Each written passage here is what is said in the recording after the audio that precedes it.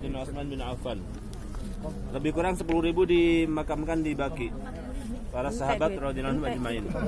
Kemudian Baqi ini juga untuk memakamkan semua orang yang meninggal di Madinah.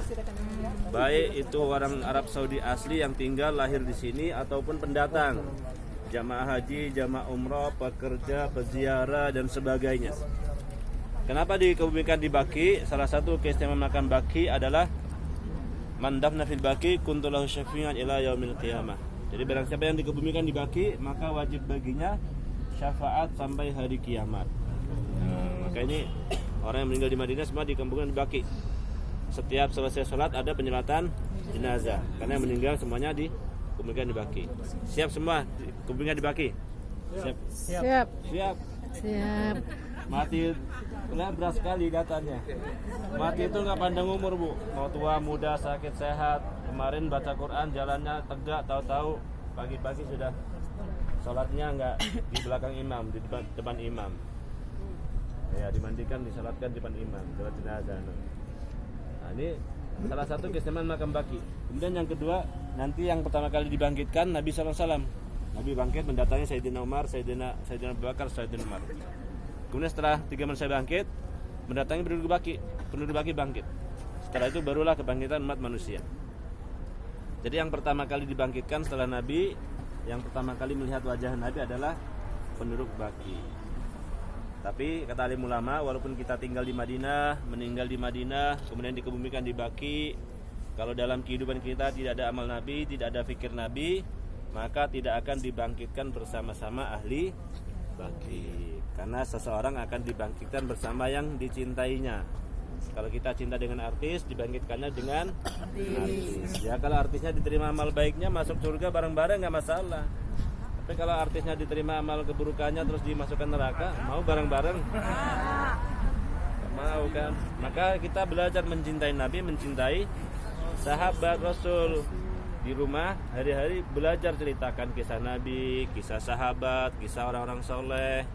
Jadi wali songo, wali-wali yang lain di zaman dulu itu mereka bukan Nabi, bukan sahabat, tapi karena kerjanya sama, mereka hari dipikir agama, maka kisahnya pun sama. Di Jawa ada wali songo, menyeberang sungai tidak basah kakinya, seperti Nabi Musa alaihissalam.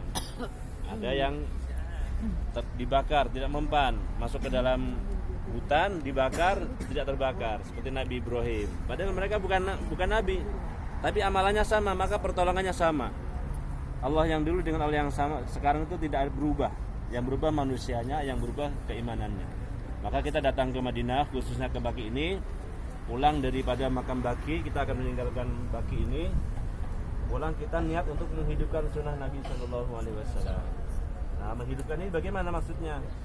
Menghidupkan ini bagaimana sunnah Nabi ini bukan hanya diamalkan pada kita, tapi diamalkan oleh umat seluruh alam, oleh keluarga kita, tetangga kita, kawan kita, rekan-rekan kita.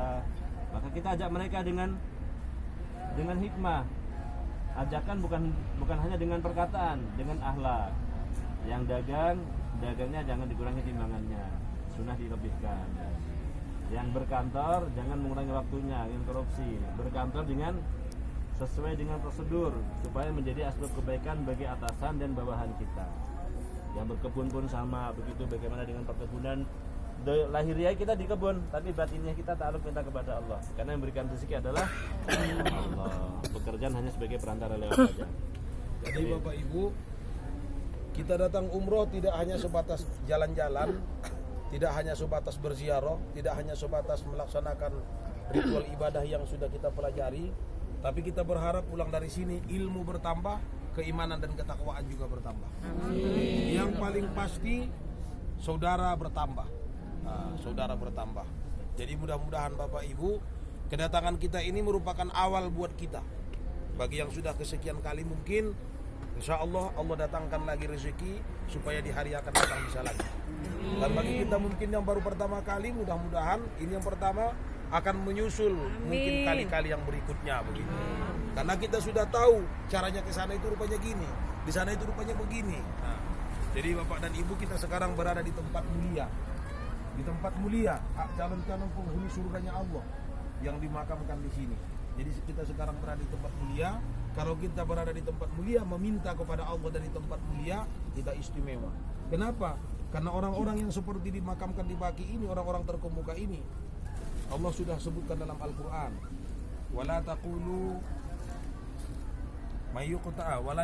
lima yuqtalu fi sabilillahi amwat. Jangan kamu katakan bagi mereka yang meninggal di jalan Allah itu mati. Balhum ahya, mereka itu hidup. Walakin la tash'urun, akan tetapi kita tidak mengetahuinya. Nah, makanya kalau kita datang ke tempat mulia, ziarah ke makamnya Rasul, ke makam ulama, ke makam sahabat, bahkan ke makam orang-orang teristimewa, lalu kita mohon sama Allah, ya Allah, dari tempat mulia ini aku mohon kepadamu. Jangan minta sama tempatnya. Nah, tempatnya tidak bisa memberikan apa-apa, tapi mintalah kepada yang punya tempat. Nah, jadi kepada Allah Subhanahu wa taala. Baik, itu mungkin Bapak Ibu